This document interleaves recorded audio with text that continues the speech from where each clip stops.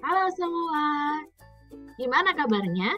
Semoga sehat ya semua dan happy, semangat untuk belajar. Nah, pada video ini saya akan menjelaskan salah satu topik bahasan yang penting begitu ya untuk dipahami terkait dengan asesmen ya. Nah, topik ini merupakan dasar dari pemahaman mengenai asesmen secara keseluruhan dalam asesmen psikologi ya tentunya. Nah, yang disebut dengan isu budaya dalam pengetesan ya. Kita akan spesifik membahas mengenai tes psikologi nih ya, khususnya dalam penentuan disabilitas. Baik, apa sih yang akan kita bahas? Kita akan bahas dulu mengenai fungsi tes psikologi ya. In general, secara umum ya sebagai dasarnya tes psikologi ini digunakan untuk mengukur perbedaan-perbedaan individu atau reaksi individual terhadap stimulus yang sama. Nah, kemudian tes psikologi ini digunakan secara praktis dalam beberapa area, misalnya untuk menegakkan diagnosis, kemudian untuk memprediksi perilaku mendatang nih pada konteks seleksi, kemudian penempatan, kemudian pengukuran hasil belajar ya baik secara formatif maupun sumatif. Nah, kemudian teman-teman semoga masih ingat ya mengenai kriteria-kriteria yang ada di layar ini ya, yang berkaitan dengan tes, yang kemudian juga berkaitan dengan tester. Misalnya nih, tesnya seperti apa sih tes yang bagus itu atau kriteria sebagai tes yang dapat kita gunakan gitu. Yang pertama harus valid, kemudian yang kedua tesnya reliable begitu ya, memiliki konsistensi gitu ketika digunakan dalam waktu yang berbeda, kemudian tentu saja harus terstandar sehingga dimanapun, kapanpun, dan oleh siapapun tes ini diadministrasikan semuanya dalam cara penyajian yang sama. Kemudian tes tersebut praktis dan ekonomis. Praktis dalam kerangka penggunaan waktu dan energi juga yang kita gunakan, misalnya untuk pengetesan sendiri, untuk scoring, dan juga biaya atau harga dari tes itu sendiri begitu ya, sehingga dapat digunakan dalam waktu yang panjang atau dapat digunakan untuk pengetesan dengan banyak subjek. Kemudian dari sisi tester, ini kita punya acuan. Yang pertama adalah dari American Psychological Association dan kedua dari Himpunan Psikologi Indonesia atau HIMSI. Nah, di sini ada klasifikasi ya tesnya itu masuk ke klasifikasi apa? Kalau menurut APA ya, American Psychological Association tadi ada 3 level nih, level A, level B, kemudian level C. Sedangkan menurut HIMSI, nah di sini ada kategorisasi, ada 4 kategorisasi A, B, C, dan D. Nah, kalau teman-teman ingin mengetahui lagi nih mengenai klasifikasi atau kategori ini tadi, coba teman-teman browsing ya dengan kata kunci ini tadi klasifikasi tes gitu atau kategori tes menurut APA dan menurut HIMSI. Nah, kita tidak akan membahasnya in detail di sini. Nah, intinya adalah saya ingin mengingatkan kembali ke teman-teman bahwa baik dari sisi tesnya atau dari sisi alat tesnya dan juga dari sisi personnya atau orang yang menyajikan alat tes itu semuanya ada kualifikasi-kualifikasi yang harus dipenuhi. Ada kriteria tertentu sehingga tidak bisa asal-asalan begitu ya. Yang disebut standardized test itu seperti apa, yang disebut sebagai qualified tester itu seperti apa, semuanya ada acuannya. Oke, nah menurut APA sebagai tester atau disebut juga sebagai psikologis atau psikolog begitu ya, yang menggunakan alat tes itu secara umum ya ada 4 kompetensi yang harus dikuasai. Nah, lebih detail lagi apa juga memberikan keterangan mengenai kompetensi-kompetensi ini yang lain begitu ya, selain dari kompetensi dasar ini. Ada kompetensi yang berkaitan dengan properti psikometriknya, kemudian pelaporannya, dan lain sebagainya. Nah, dalam kaitan dengan kompetensi dasar ini seorang psikolog yang dia sekaligus menjadi tester ya, dia mengadministrasikan atau menyajikan alat tes psikologi, ini harus mampu menentukan alat tes apa yang akan digunakan. Kemudian mampu melakukan administrasinya, jelas bisa menyajikan, paham prosedurnya seperti apa. Juga setelah disajikan dia mampu melakukan scoring.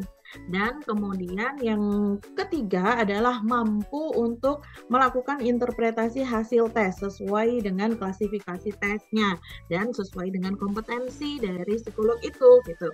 Ya, yang kita sempat singgung pada slide sebelumnya tadi. Dan setelah ada hasilnya, nah di situ melaporkan ya, menyusun psychological report. Kemudian kompetensi berikutnya adalah sebagai seorang tester atau psikolog di sini harus selalu belajar. Jadi tidak berhenti ketika misalnya sudah lulus dari undergraduate ya atau S1 atau program pendidikan berikutnya misalnya, tetapi juga melalui pengayaan-pengayaan dengan mengikuti serangkaian pelatihan dan juga pengalaman yang tersupervisi. Kemudian dengan demikian kompetensi yang ketiga ini juga tidak kalah pentingnya gitu dan dapat tercapai kalau terus-menerus belajar ya tadi psikolognya, yaitu psikolog akan paham dampak dari hasil pengetesan atau assessment yang dia lakukan atau evaluasi yang dia lakukan tadi terhadap klien, terhadap examinee ya, itu dampaknya apa begitu, terutama berkaitan dengan dampak negatif. Nah, sehingga di sini tester atau psikolog akan benar-benar dan sangat berhati-hati dalam mengadministrasikan alat tes itu. Tidak sekedar asal-asalan, tetapi dengan penuh pertimbangan ya. Kemudian pertimbangan yang harus dimiliki juga sebagai salah satu kompetensi dasar seorang tester atau psikolog di sini adalah pemahaman terhadap berbagai setting ya, termasuk di sini adalah setting secara global. Artinya sebagai seorang psikolog juga perlu paham mengenai latar belakang budaya dan sensitif terhadap latar belakang budaya itu. Misalnya nih kalau katakanlah si subjek atau examinee itu tadi tidak cakap dalam bahasa yang banyak digunakan pada sebuah alat tes. Nah, sebaiknya dengan pertimbangan ini psikolog tidak memberikan alat tes tersebut. Kenapa? Karena kegagalan atau kesulitan subjek dalam menyelesaikan tugas-tugas di tes itu bisa jadi dipengaruhi oleh ketidakmampuannya mencerna bahasa yang ada di tes tersebut. Ya, bukan karena dia tidak bisa, benar-benar tidak bisa, tetapi tidak bisa konten apa yang mau diukur dari alat tes itu, tetapi tidak mengerti bahasa yang digunakan. Nah, bisa kemudian psikolog tersebut menyesuaikan dengan alat tes yang lain atau dengan alat tes yang sama tetapi yang telah dialih bahasakan menggunakan bahasa subjek tersebut bila ada, ya. Nah, kita juga perlu paham nih sebagai orang yang mempelajari ilmu psikologi khususnya sebagai seorang psikolog, paham tujuan dari pengetesan itu apa ya. Tes dilakukan tes psikologi itu bisa dengan tujuan yang pertama membandingkan dua atau lebih aspek atribut psikologis pada individu yang sama. Kemudian kita melihat nih misalnya mana yang lebih unggul atau bagaimana kombinasi dari keduanya sehingga memunculkan perilaku tertentu pada diri subjek untuk kita membantu kita memahami dinamika. Nah, misalnya di sini mengetahui kecerdasan, kemudian mengetahui kepribadian, ya, kemudian mengetahui hal yang lainnya tentang subjek, ya. Ini yang dicontohkan di sini adalah subjek A, misalnya. Ya, berarti kita memberikan tes kecerdasan kepada A dan kemudian kita memberikan juga tes kepribadian kepada A karena kita membutuhkan informasi mengenai dua atribut psikologis tersebut. Kemudian tujuan yang kedua adalah membandingkan atribut psikologis yang sama namun pada individu yang berbeda. Misalnya nih dalam situasi tadi ya pengetesan untuk seleksi misalnya. Nah itu kita melihat kandidat-kandidat yang ada itu bagaimana skornya atau bagaimana hasil tesnya. Kemudian kita memiliki nih passing grade atau standar minimum gitu misalnya ya kalau kita ngomongin skornya. Nah, individu A, individu B, nah berhasil ataukah tidak memenuhi standar minimum tersebut. Kemudian A dan B ini bagaimana kondisi hasil tesnya setelah kita lihat ya, kita perbandingan. Nah, tentu saja kalau kita mau memperbandingkan subjek atau di sini beberapa individu begitu ya, maka kita harus menggunakan alat tes yang sama sehingga bisa memang hasilnya sama dan dapat diperbandingkan. Nah, kemudian dalam mencapai tujuan itu apa sih yang perlu disiapkan tester atau psikolog di sini? Yang pertama adalah paham kasusnya. Jadi ini kita mau ngomongin apa sih? Kita mau ngulik apa sih? Kita mau mengungkap apa? Nah, itu kita paham ya. Kemudian tadi sempat saya singgung adalah kita paham dan di sini juga peka terhadap latar belakang budaya dari testi ya atau orang yang kita akan tes. Dan kemudian itu akan mengarahkan kita untuk menentukan alat apa yang kita gunakan gitu ya. Kemudian kita perlu juga untuk menyiapkan kompetensi dan pengalaman dalam bidang pengetesan tes psikologi. Jadi kalau tadi dari APA tadi disebutkan salah satu kompetensinya adalah kemauan untuk terus belajar, ya benar ya, berarti karena untuk paham kasus kita juga perlu untuk catch up to date terhadap perkembangan kasus-kasus yang ada, untuk bisa peka terhadap budaya, kita juga perlu open minded, kita perlu banyak membaca, mengikuti perkembangan dunia, menyimak berita begitu ya. Dan untuk bisa menjadi ahli dalam pengetesan psikologi, jelas kita butuh pengalaman-pengalaman dan di situ ada kesempatan supervisi begitu ya dengan senior. Baik, pertimbangan yang relevan berkaitan dengan masalah kesetaraan dalam tes psikologi ini kalau kita membahas berkaitan lebih dalam lagi dengan isu budaya, itu ada 5 poin di sini. Yang pertama adalah fungsional. Apakah konstruk yang diukur terjadi dengan frekuensi yang sama di seluruh kelompok? Nah, ini kalau misalnya disebut sebagai perilaku yang banyak muncul, misalnya adiksi gitu ya, adiksi internet. Nah, begitu. Kita perlu melihat juga mempertimbangkan di kelompok-kelompok yang akan diukur ini tadi di-assess dan mungkin lebih berkaitan dengan pengembang alatnya ya. Jadi di situ mempertimbangkan nih yang namanya sudah adiksi di negara A dengan di negara B, di budaya A dengan di budaya B, di budaya C. Nah, itu seperti apa yang dapat disimpulkan sebagai bentuk adiksi. Nah, ini frekuensi, dilihat dari frekuensinya misalnya. Kemudian secara konseptual, apakah informasi item familiar di seluruh kelompok dan memiliki arti yang sama dalam berbagai budaya? Nah, ini pemahaman tadi ya, jadi jangan sampai individu itu tidak bisa mengerjakan karena dia tidak memahami maksud dari item atau soal ya atau pernyataan yang ada di alat tes tersebut ya, dan pemahamannya bagaimana begitu, maknanya seperti apa, apakah dimaknai sama atau dimaknai secara berbeda. Misalnya bahasa Indonesia dengan bahasa Melayu itu kan mirip-mirip ya, tetapi bisa maknanya jauh berbeda gitu atau ada pergeseran makna. Misalnya bahasa Indonesia dipahami oleh orang Malaysia yang mereka terbiasa menggunakan bahasa Melayu. Nah, ini bisa saja ada terjadi perbedaan pemahaman konsep. Kemudian yang ketiga adalah scalar, yaitu apakah perbedaan skor rata-rata mencerminkan derajat, intensitas, atau besaran yang sama untuk kelompok budaya yang berbeda. Jadi ini pemahaman secara psikometriknya ya. Jadi perlu ada pengukuran dalam hal ini terkait dengan beberapa poin tadi. Kemudian yang keempat adalah linguistik. Apakah bahasa yang digunakan memiliki arti yang sama antar kelompok? Dan yang terakhir adalah metrik. Apakah skala mengukur skala atau alat tes gitu ya, mengukur kualitas atau karakteristik perilaku yang sama dan ukuran tersebut memiliki sifat psikometrik yang serupa dalam budaya yang berbeda. Nah, ini memang kemudian menjadi isu yang sangat penting sekali untuk dipahami para pengembang alat tes, begitu ya. Sehingga setelah mereka tuntas mengembangkan alat tes tersebut, dapat menyampaikan kepada user dengan baik begitu bahwa properti psikometrik dari alat ini seperti ini dapat digunakan untuk budaya yang misalnya yang mirip-mirip tadi masih oke lah gitu, sehingga cakupannya lebih luas, tidak hanya spesifik untuk satu etnis saja atau satu budaya saja misalnya, dan itu sudah diteliti secara fungsional, konseptual, skalar, linguistik, dan secara metrik.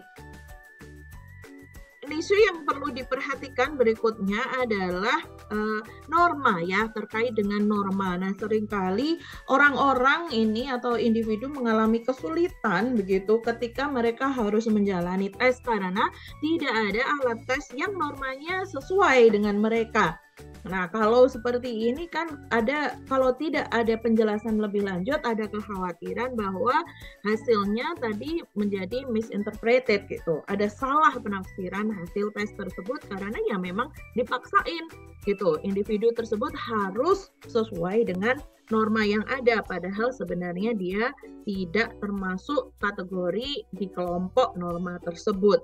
Nah, di sini harus ada catatan ya, kalau ada kasus seperti itu maka perlu ada catatan dari penilai, asesor atau psikolog begitu ya, tentang situasinya bahwa ada kondisi ketidaksesuaian tadi terkait dengan norma.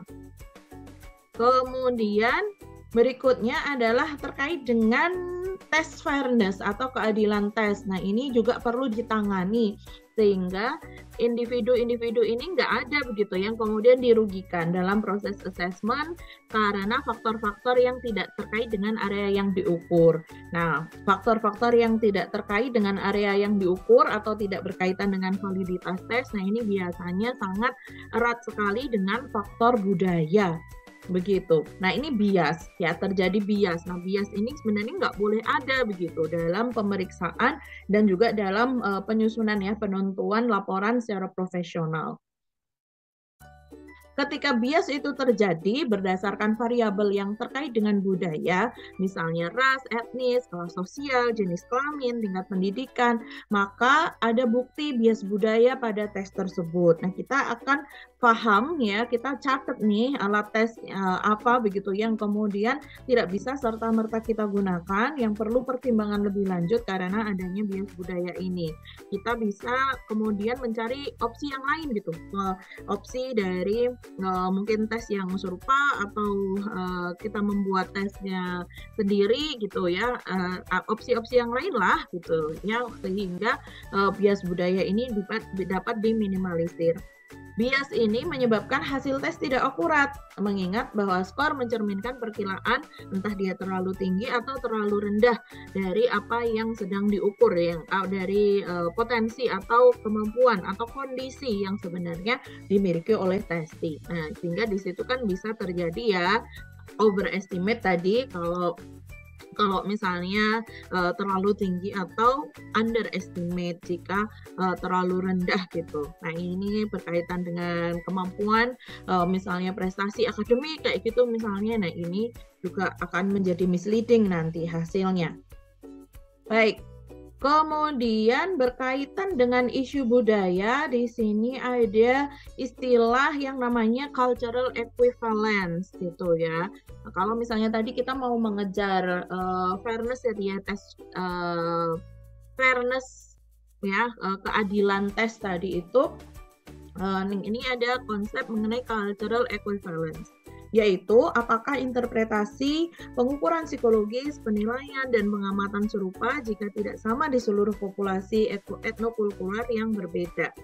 Nah, di sini kita ada pertimbangan-pertimbangan begitu ya, bahwa kesetaraan budaya di sini bergantung pada ukuran yang memenuhi kriteria tertentu yang menunjukkan bahwa suatu ukuran dapat digunakan secara tepat dengan kelompok budaya lain di luar kelompok yang awalnya dikembangkan. Nah, ini dengan pertimbangan misalnya masih ada beberapa poin kesamaan atau ada pertimbangan lainnya terkait dengan misalnya sistem pendidikan atau sistem sosial, yang sistem ekonomi begitu, yang mana antara kelompok budaya satu dengan kelompok budaya lain ini atau yang dari awalnya dikembangkan melalui alat tes ini itu masih ada kesamaan-kesamaan atau kemiripan. Nah, itu yang paling mendekati sehingga di sini dapat digunakan ya untuk komunitas atau populasi tersebut, misalnya untuk populasi Asia Tenggara, untuk populasi Afrika. Nah, kayak gitu ya. Barangkali ada kriteria-kriteria yang mirip sehingga di sini tes tersebut bisa menjadi sebuah tes yang memiliki cultural equivalence. Kemudian jika kita tarik ini aplikasinya, penerapan dari pemahaman terkait isu budaya ini dalam bidang pendidikan. Nah, bias-bias budaya berpotensi ada dalam jenis tes, termasuk tes kemampuan, tes bakat, atau tes prestasi. Nah, di sini menjadi perhatian penting ya, agar tidak menyebabkan kerugian pada individu yang menjadi subjek pengetesan. Keragaman individu, kelompok, dan budaya telah terlihat sejak awal penggunaan tes kecerdasan yang sebagian besar tercermin dalam perbedaan skor rata. Nah, di sini norma ya, tadi kita sempat singgung skor rata itu tadi kalau masuk ke dalam norma dan itu dari kelompok budaya satu dan kelompok budaya yang lain itu ada perbedaan rata, maka kita perlu cermat memasukkan subjek ini pada saat pengecekan normanya masuk ke dalam kelompok yang mana, begitu. Bahkan tes dengan bias yang diminimalkan masih dapat memiliki kesalahan berdampak pada siswa, khususnya siswa dari populasi yang secara tradisional ini terpinggirkan. Maksudnya ada misalnya saja ya kalau di Indonesia ada daerah 3T. Nah, di situ ketika anak-anak yang ada di sana di situ kesulitan mengakses pendidikan, tentu capaian pembelajaran mereka tidak akan seoptimal anak-anak yang berada di daerah dengan kualitas pendidikan dan akses pendidikan yang lebih baik, begitu ya.